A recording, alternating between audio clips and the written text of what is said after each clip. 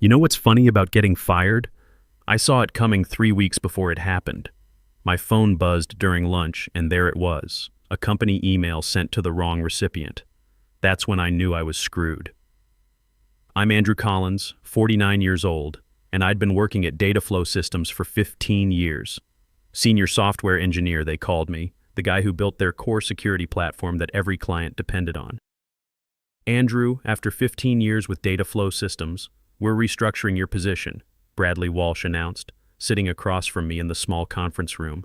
He's 34, our CEO for the past 2 years, and he had that tone young executives use when they think they're delivering bad news professionally.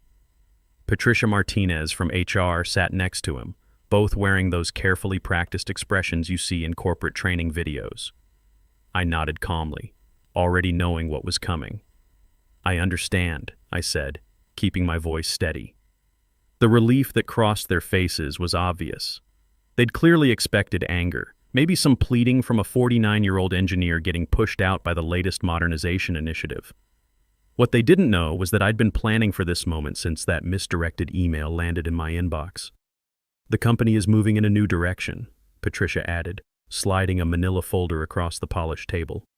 "Your contributions have been valuable, but we're consolidating the engineering division under the product development team." Inside that folder would be the standard package: 2 weeks for every year of service, health coverage for 90 days, and some career counseling resources I'd never use. 30 weeks of severance. Not bad, but not the point. "We'd like you to clean out your desk by Friday," Bradley continued, gaining confidence from my apparent acceptance. "We'll need your key card, company laptop, and phone before you leave. Your team will be notified this afternoon." My team. 5 solid engineers I'd personally recruited and trained over the years. Carlos Rivera, my lead developer. Jennifer Hayes, our security specialist. The same people who helped me develop the SecureLink authentication platform that powered Dataflow's flagship enterprise software used by thousands of companies across the country. But here's what Bradley didn't understand, and this is where it gets interesting. 3 months earlier, I'd discovered that Dataflow's legal team had never filed the patent application for my SecureLink platform. When I asked about it, they claimed it was an oversight and assured me they'd handle it immediately. Something about their response felt off, so I dug deeper. That's when I found the internal strategy memo outlining plans to claim the platform as company-developed technology without specific inventor attribution. They wanted to push me out before securing the patent, knowing that intellectual property developed by employees typically belongs to the company. What Dataflow didn't know was that I'd been working on significant improvements to the platform during my own time, using my personal equipment at home. Those enhancements, which boosted security efficiency by 23%, weren't covered by my employment agreement since I developed them outside company hours using my own resources. 8 months ago, long before that misdirected email, I'd quietly filed for a patent under my own name, fully documented with timestamps and development logs showing the work was completed on evenings and weekends using my personal server. I'd even hired a top IP attorney through a contact of mine. "Is there anything else?" I asked, standing from my chair. Bradley and Patricia exchanged glances, clearly thrown by my composure. "That's all for now," Bradley said. "Thank you for keeping this professional." As I walked back to my office, I pulled out my personal phone and sent a quick text. "It's happening. Friday is my last day." The response came immediately. "Perfect timing. Contracts are ready. Dinner tonight to finalize everything." I smiled, looking at the calendar on my desk. Today was Wednesday. Friday, I'd walk out of Dataflow for the last time. Monday would be very interesting. That evening, I met Richard Pearson at Antonio's, an upscale restaurant across town from Dataflow's headquarters. As CEO of TechCore Solutions, Dataflow's biggest competitor, Richard understood the importance of discretion. He'd reserved a private booth in the back, away from curious eyes. "They actually went through with it," Richard said, shaking his head after we ordered. "I thought Bradley might reconsider when he realized what he was losing." "Bradley never understood what I actually built," I replied, sipping my coffee. "He saw the user interface, the marketing potential, but the underlying security architecture, that was just technical stuff to him." Richard nodded. "His loss is our gain. All the paperwork is ready." He slid a folder across the table. "As soon as you sign, TechCore officially acquires exclusive licensing rights to your patent. The press release goes out Monday morning announcing you as our new Chief Technology Officer. I reviewed the documents carefully, though I'd already studied every detail over the past few weeks. A $550,000 signing bonus, substantial equity in TechCore, and ongoing royalties from all products using my platform. Not the $1.8 million some Silicon Valley companies throw around, but solid compensation for a 49-year-old engineer with a proven track record. What do you think Bradley's reaction will be when he sees the announcement? Richard asked. I'm more concerned about my team, I admitted. They don't deserve to get caught in this mess. Richard smiled. Already handled. We have positions for all 5 of them if they're interested. Senior roles with 30% raises. Perfect. I signed the final page and closed the folder. In one move, I'd secured my future, protected my team, and ensured my work would get the recognition it deserved. To new beginnings, Richard said, raising his glass. And to knowing your own value, I added. The real fun would start Monday. Thursday and Friday passed in a blur of exit interviews and goodbye conversations. I kept my professional demeanor throughout, even as rumors spread through the office. Administrative assistants gave me those sympathetic looks in the hallways. Junior developers approached me awkwardly, asking for LinkedIn recommendations before I left. The funny thing was, I actually enjoyed documenting everything for the transition. Every project, every password, every process that kept Dataflow's systems running. I was thorough, maybe too thorough. Dataflow would soon discover just how much institutional knowledge was walking out the door with me.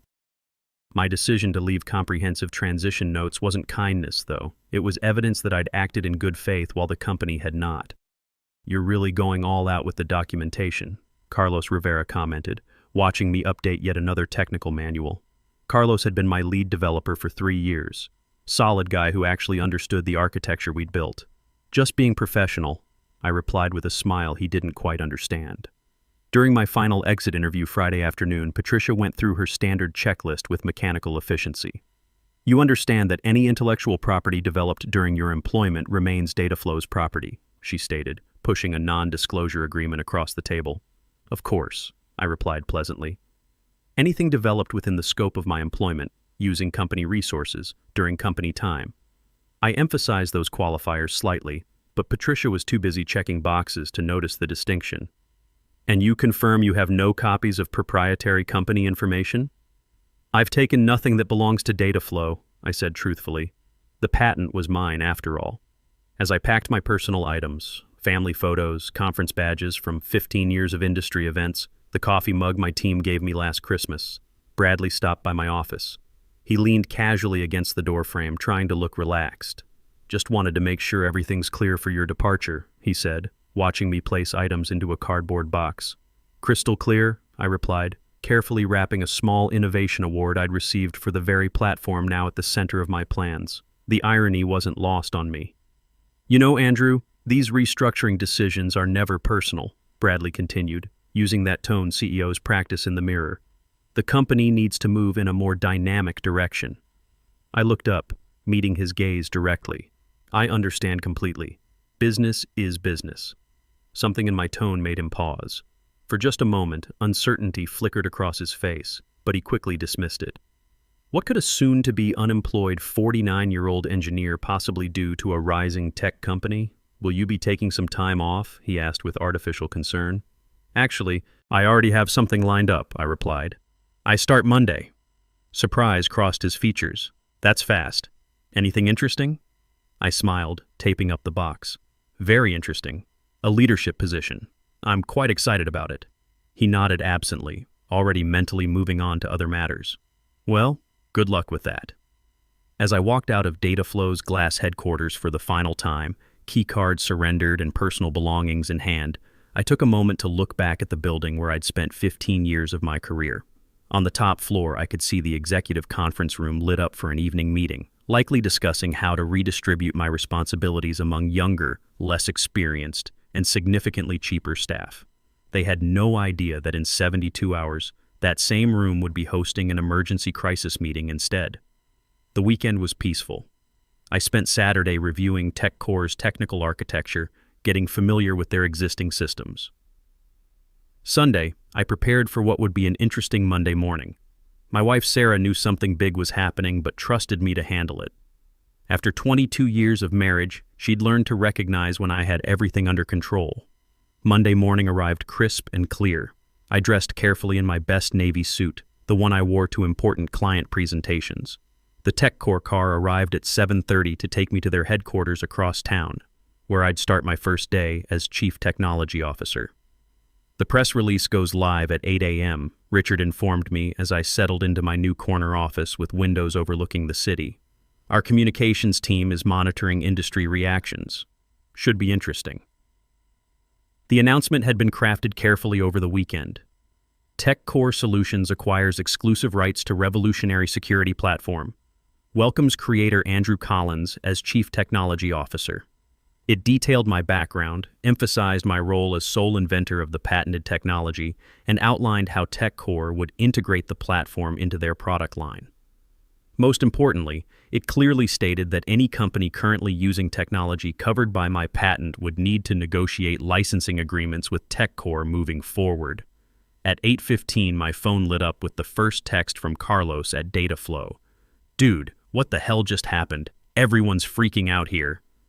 I smiled, typing back, "Check your personal email. All 5 of you have job offers waiting." Meanwhile, 8 miles away at Dataflow headquarters, Monday morning was not going according to plan. According to Carlos's play-by-play updates throughout the morning, Bradley had arrived at the office to find the company's general counsel and CFO waiting at his door, both looking like they'd seen a ghost. The industry announcement had hit their inboxes simultaneously, setting off immediate alarms throughout the company. By 9:30, what should have been a routine start-of-week meeting had morphed into an emergency crisis session. Board members were calling in remotely, the legal team was frantically reviewing my employment contract, and IT was analyzing every line of code I'd ever written. "They're pulling servers from the data center," Carlos texted. "Someone just wheeled in 3 rack units for the tech team to examine. This is insane." I could picture the scene perfectly. Bradley pacing the conference room, demanding explanations from Patricia and the legal department. The stock market wouldn't open for another hour, but word was already spreading through industry circles. At 10:45, I received an email from Bradley himself. The desperation was practically radiating from my screen. "Andrew, there appears to be a serious misunderstanding. Please call me immediately to discuss this situation." I forwarded it to TechCore's legal team without responding. They replied within minutes. "Perfect. Let him sweat. We're ready for whatever they throw at us." The real show was just beginning. By noon, the industry was buzzing. Dataflow's stock had dropped 12% since market open, while TechCore had gained 8%. 3 technology journals had already requested interviews about the strategic move that was shaking up the enterprise software industry. "How does it feel?" Richard asked, stopping by my office as I reviewed TechCore's development roadmap. "Honestly? Validating," I replied. 15 years of watching others take credit for my work, of being told I should be grateful just to be part of the team. And now, finally, proper recognition. My new assistant appeared at the door. "Mr. Collins, the engineering team is ready for you in the main conference room. Also, Dataflow's CEO has called 8 times in the last hour. Please let him know I'm in meetings all day," I replied calmly. "Our legal team will reach out later this week to discuss licensing options." As I walked toward my first meeting as CTO, my phone buzzed with another update from Carlos. "Emergency board session just started. Bradley looks like he's about to lose it. HR is in full panic mode.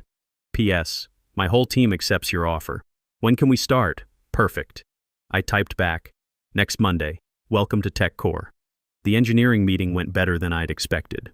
TechCore had solid people, but they'd been missing the kind of architectural vision that comes from years of building enterprise-scale systems. As I outlined how we'd integrate my security platform with their existing products, I could see the excitement building in the room. "The early integration tests show a 23% improvement in authentication speed," reported Lisa Parker, their lead systems architect. "But we think there's room for even more optimization." "There is," I confirmed. I had several refinements I never shared with Dataflow. After I discovered they were planning to eliminate my position, I saw no reason to give them my best work. By Wednesday, the industry fallout had intensified. 2 major clients had contacted TechCore about switching platforms, concerned about Dataflow's ability to maintain their product without the security technology's creator. Our stock had risen another 4%, while data flows continued sliding. I received a call from Patricia Martinez, the same woman who had slid my severance package across the table just 5 days earlier. "Andrew," she began, her voice carefully professional but with an edge of desperation I hadn't heard before, "I'm calling about the situation with your patent. We believe there may have been a misunderstanding about ownership rights." "I don't think there's any misunderstanding," I replied calmly. "My employment agreement clearly states that intellectual property developed on my own time using my own resources remains mine. The patent documentation confirms exactly that. Bradley was hoping you might consider coming in to discuss options." "Any discussions would need to go through TechCore's legal department now," I responded. "I'm sure they'd be happy to set up a meeting to discuss licensing terms." The silence on the other end stretched for several seconds. Finally, Patricia sighed. "I'll pass that along." That afternoon, I led my first formal presentation to TechCore's board of directors, outlining our technology roadmap with my security platform at its center. As I stood confidently at the head of the boardroom table, not hidden in the background as I'd been at Dataflow, I caught approving nods from several board members. "The market response has exceeded our projections," Richard told the board. "We're seeing interest from sectors we hadn't even targeted yet." By Friday, just 1 week after walking out of Dataflow for the last time, the full scope of their crisis had become clear. Their stock had fallen 18% from Monday's opening, triggering concerned calls from major investors. Industry analysts were publishing articles with titles like, "Can Dataflow Survive the Patent Crisis?" and "The Costly Mistake of Undervaluing Innovation." Through my contacts in the industry, I learned that Bradley had finally acknowledged the severity of the situation to the board. Dataflow would need to either license my technology from TechCore, likely at rates that would significantly impact their profit margins, or undertake a complete rebuild of their security infrastructure without using any technology covered by my patent. "They've started interviewing for a new development team," Carlos informed me during our Friday check-in. He was finishing his final week at Dataflow before joining my team at TechCore. "Bradley's telling people they can recreate the functionality in 6 months. I couldn't help but laugh. 6 months? The original platform took me 4 years to perfect, and that was with intimate knowledge of the security challenges." "Exactly," Carlos agreed. "Nobody's buying the timeline, especially after your entire team posted resignation letters simultaneously. The institutional knowledge walking out the door is massive." That afternoon, Dataflow's attorneys finally reached out to TechCore to open discussions about potential licensing arrangements. Our legal team, following the strategy we'd developed, responded with terms that were technically fair but strategically painful. 3 times the standard industry licensing rate, plus public acknowledgement of my role as the technology's inventor. "They'll fight the acknowledgement more than the cost," Richard predicted as we reviewed the response in his office. "Bradley's ego won't allow him to admit he pushed out the person who created their core technology." "Then they'll have to rebuild," I replied. "And every day they spend trying to replicate my work is another day we extend our lead in the market." The following Monday morning, exactly 10 days after my dismissal, I led my first meeting with my newly assembled innovation team, which now included Carlos and 3 of the other engineers from Dataflow. Jennifer Hayes would be joining us the following week. "This is how development meetings should work," Carlos commented as we mapped out the next evolution of my security platform. At Dataflow, we spent half our time explaining basic concepts to executives who didn't want to listen. "That's the difference between being valued and being seen as replaceable," I replied. As we wrapped up the productive session, my assistant appeared at the door with news that would change everything. "Mr. Collins, there's been a significant development," my assistant said, holding a printout. "Dataflow's board just announced an emergency leadership change. Bradley Walsh is stepping down effective immediately." The news spread through the industry like wildfire. Within hours, trade publications were reporting that Dataflow's board had lost confidence in Bradley's leadership following the patent oversight that threatened their flagship product. Patricia Martinez was also out, along with the head of legal who had failed to properly secure my intellectual property. I have to admit, I felt a moment of satisfaction. Not vindictive pleasure, but the quiet satisfaction of seeing consequences catch up with poor decisions.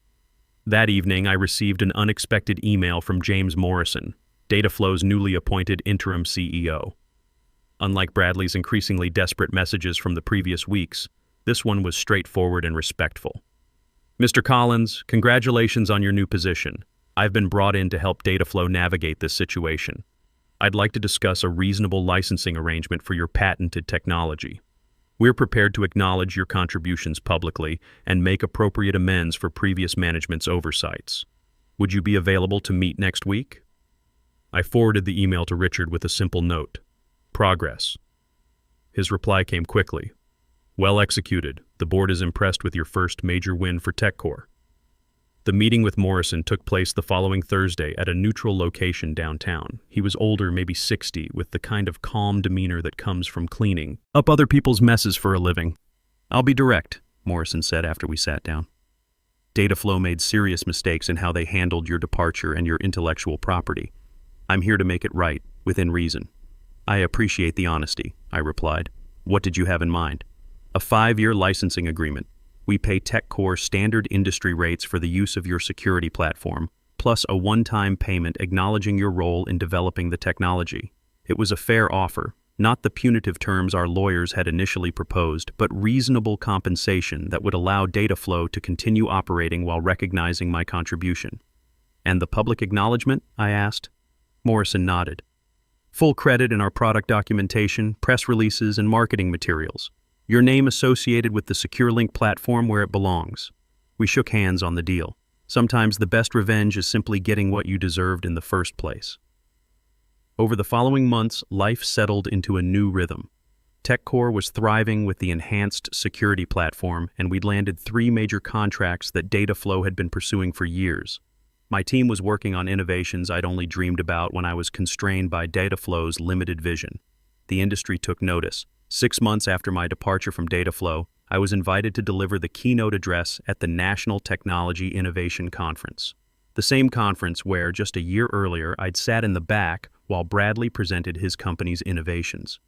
Ladies and gentlemen, the conference organizer announced to the packed auditorium, please welcome Andrew Collins, Chief Technology Officer at TechCore Solutions and creator of the SecureLink authentication platform that has revolutionized enterprise security.